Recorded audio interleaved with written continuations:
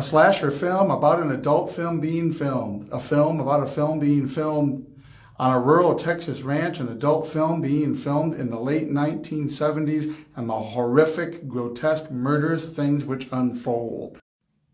It is an incredible tale about love, lust, the changing times, and how much things stay the same, and lots of other really fascinating stuff. Starring Martin Henderson, Kid Cudi, Brittany Snow, Jenna Ortega, Mia Goth. Directed by Ty West. This is 2022's X.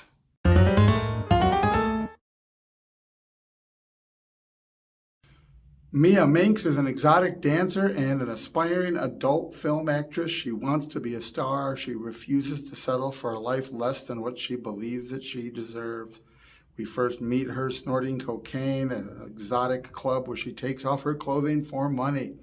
As she pulls away from there with her friends and her boyfriend in a van, we see it is a full-out industrial complex sort of spot in which there is a singular bar, which is a topless bar, appealing to the entertainment of those workers there in this industrial part of Texas. At first glance, not seeming to be a very complicated story, they are on their way to a rural location. They have rented a bunkhouse at an old farm in order to film an adult film. This is the end of the 70s and the beginning of the 80s. These folks are really sort of on a cusp culturally, and so therefore the entire film ends up being related to this. The outrageous sexual behavior of the 60s had given way in the 70s to something that was more subdued, more secretive, and yet a lot more widespread. A lot of swapping of partners, a lot of acting out, a lot of different things that people did in clusters in their homes, not out in the streets and not at Woodstock, but the changing dynamics of sex, of outside of marriage sex, of interracial sex, of even gay sex, and this subculture sprouting into the adult film industry, which because of no home video yet, this was still dominated by adult theaters and the entire pretense of trying to make something that had cinematic value. On the cusp of the 70s and 80s, home video was becoming a thing, and this is part of this film. They reference this. They expect now that people will privately be able to consume more and more of this adult film product. Sort of mistakenly, our cast and crew filming this one within the film seems to believe that this will create more demand for more quality product, while actually we know that the cheap back alley pornography became far more common, and then thanks to the internet even more so, like it just everything is flooded with this very simplistic, stupid, basic filth that just exists to be moving naked pictures. But within this story also is the story of love, attraction, and changing nature of love and attraction, of the inevitability of aging. Two elderly people own the farm where they're going to film the adult movie, having not told the owners what they were doing. Nevertheless, there is some peeping involved, figuring out what's going on, and we are exposed to multiple sets of couples within the narrative. The elderly couple, the husband repeatedly assures his wife that she always had something special. She was the only woman for him, that she had that unknown factor that was special. Also, the producer, executive producer of our adult film, whose girlfriend, half his age, is going to be starring in it because he's going to make her a star. But she has that X factor, as he calls it, that unusual whatever, that thing that makes you special. Sex, young, sex, elderly, sexual attraction, the nature of aging, and the elderly couple are actually the monsters of the film, or are they? The elderly couple are the obvious monsters of the film. They look like something that is zombified. They are very old. We find out in the narrative that they are in their 80s, and yet they seem very active. And yet they also don't appear to be in their 80s. Their makeup is done in a grotesque, over-the-top manner that really highlights the monstrosity of what they are and what they have been doing for apparently a long time in preying on young people that wander by their place. And so they look like something that is not an 80-year-old human being. They look like something that the mummy becomes right after he eats his first liver when he pops out of his sarcophagus. Having this multi-generational sort of love, sex, perversion story against the backdrop of this changing society from the 60s to the 70s to the 80s now on the horizon, the changing of pornography as home video is approaching. Even though they only reference one adult film, Debbie Does Dallas, in the film, it really feels like what they're trying to produce at this remote farm is something more like Behind the Green Door, or even something with, well, almost the production value, not quite, of something like Caligula, those last dying attempts to do something that could be passed off as authentic cinema that had adult portions to it. We get a lot of fascinating, complex characters. We don't spend a ton of time getting to know them, but we're given enough information to know about them. The elderly couple, the husband served in both world wars. That puts him in a very unique age niche that existed, a narrow window where he had been both in World War I and World War II. Now with this, the dawning of the 80s, again, the social change, the things that they have lived through, the things that they have sacrificed. Jackson Hole, played by Kid Cudi, is the male star of the adult film, African American. They make some discussion about his private member, but they give him background as a character, being a Marine back from Vietnam, having done 2 tours. He discusses that, and oddly enough, he's a complex character, even the little bit we get about him, because now he's living this life of traveling the country, doing adult films, and this doesn't seem very wholesome, and yet he ends up being killed in the process of doing something heroic, trying to be a hero. He talks about service to country over self. It's a really interesting sort of character arc, especially in view of this is 1979, and that is realistic for 1979. Like, they did not create this movie to be a woke reimagining of the past, like so much garbage that is out there. They are all consistent with the time frame they live in, and that time period is actually depicted reasonably accurately for those of us that lived through it.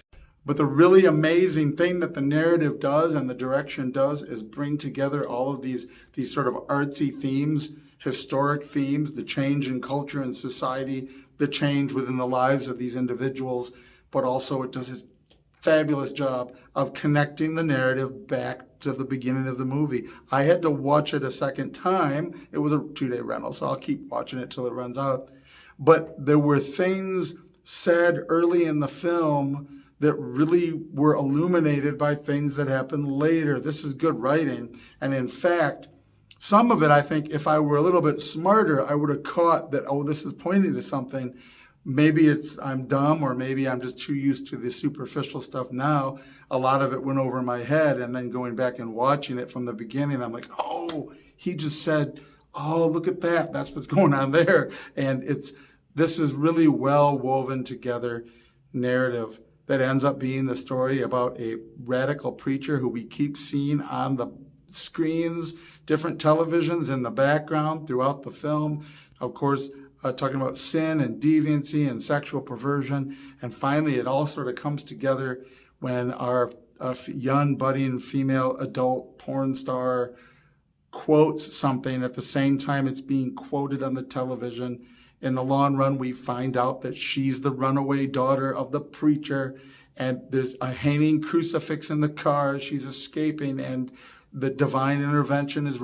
This is really well done stuff, because it captures the world getting out of control from what it was, this radical change from the 60s to the 70s to the 80s, how that affected people's sexuality, their individuality, their view of each other, of even other races. We're getting interracial sex in this movie they're making, and yet that's not really talked about. It is referenced like once, because the culture has been changing. And then the elderly couple, having lived through the transition over a broader period of time, and intentionally looking mummified like they are relics of a much further, longer ago sort of time, is incredibly woven together very well as this narrative that you just can't help but. I have to really shout out to Jenna Ortega, who is the thumbnail for most of the trailers and everything. She's got that horrific screaming face, and you hardly even know it's her, but she does that so well that when you see it in the movie, you're like, there it is. And, you know, they always say, don't judge a book by its cover, but that face captured horror so well. It kind of tipped my decision to watch this movie, because I don't generally, without reassurance from someone else, I don't usually bother with this new stuff. But you know, that picture really captured it. And so they all do amazing work in this, and just the direction, the production, everything comes out the way that it should for a good narrative. Now, it is rated R. If you're opposed to nudity and sexual reenactment and lots of bloodshed, you're not going to like this.